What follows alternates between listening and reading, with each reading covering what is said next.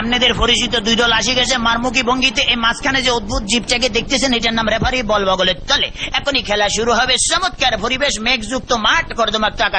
Referee এদিক ওদিক তাকাইতেছে, খেলা শুরু করে। বাঁশি মারমাকি লম্বা বাঁশি দেখছেন, এরকম আর বাঁশি জিন্দিগিতে কেউ দেখে না।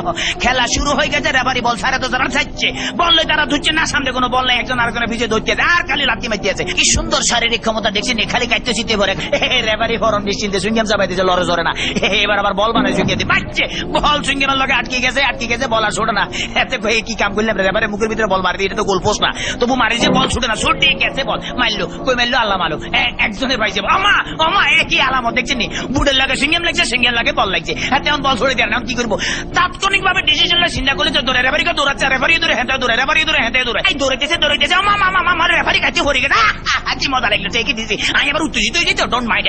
এবারে খেলা আবার সরম গতিতে চলতে আছে। এরকমের খেলা কেউ দেয় না। বল কেমনে ফায়ার লগে ফিক্সড হয়ে গেছে, আর বেগুনে জাম করে উত্তর সিটটা কাটতে পারে না। এবারে দেখেন গুলির ব্যাং নৃত্য, গুলি লাফাই দিয়েছে কিন্তু বল ফাইতে না।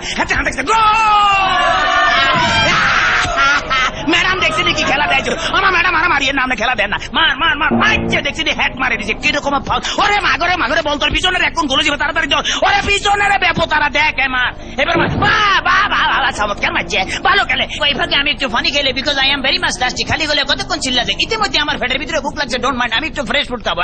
কাইতেছি, খেলা চলতেছে, মুসলধারে এগিয়ে যাচ্ছে। ইদ্রিস বল নিয়ে হাতের মধ্যে বল, কেউ দেয় না, দেখছে রেফারি দিচ্ছে, বল ফালা দিচ্ছে, রেফারির চোখে ধরা পড়ে গেছে, বললো হ্যান্ডবল। হেতে বললে কে বলে হ্যান্ডবল, আমি জীবনও করে হ্যান্ডবল দেখছি আমার ফার্ম, আমাদের কে কইছে মারা, মুখের কাছে নেওয়া যায়, ফার কাছে না, আটকা কিক মারা যায়। হ্যাঁ, এটা আমার হাত পাও। চমৎকার আপেল, ভেরি টেস্টি।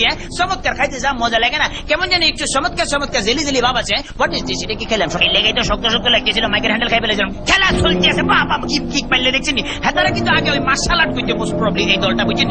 মার্শাল আর্টের খেলায় এমন ধরে কিক মারে, বল ভালো খালি মারছে, মারস না, আগে যায় মারিয়ে, বাবা ফ্যান্টাস্টিক। এবার আবার বললেন যে সামনেটা মারিয়ে, সামনেটা মার। এবার আবার আগে সামনে করে বলে সার্ভি নাকি মারে, মার মার মার। এটা কি বলি খেলা হইতে আছে না মার্শাল আর্ট হইতে একমাত্র আল্লাহ মালুম। এবার বোধহয় রেফারির বাইকে খারাপই আছে না, এত বড় বাসি থেকে হাতে ঘাবড়ে গেছে, জীবন এরকম বাসি থেকে। ঠিক আছে ভাই, সরি, আমি আর মারতাম না, আমার পথ ছাড়ি দেন। খেলা শুরু হাতে ডস দিল, এমন ডস দিয়েছে ফাঁচুর কাটতে গেছে। এবারে বোধহয় ফাইনাল মারবো। হ্যাঁ, এটিএম লইতে আছে, মারতে আছে, মারতাম ভাইলো না, হেতারা বুঝি পালিয়েছে, তাড়াতাড়ি ব্যারিকেড তো নিত্যের ভঙ্গিমে আগায় যাইতে আছে।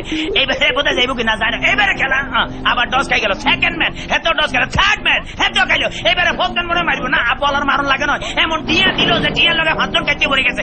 মাঠ ফ্রি বললে আগাই যেতে গোল। মনে হয় আমি জিতে গেছি, মনে হলে আমি জিতে গেছি। কথা বলছি মানিকগঞ্জের বিতরা গ্রাম থেকে।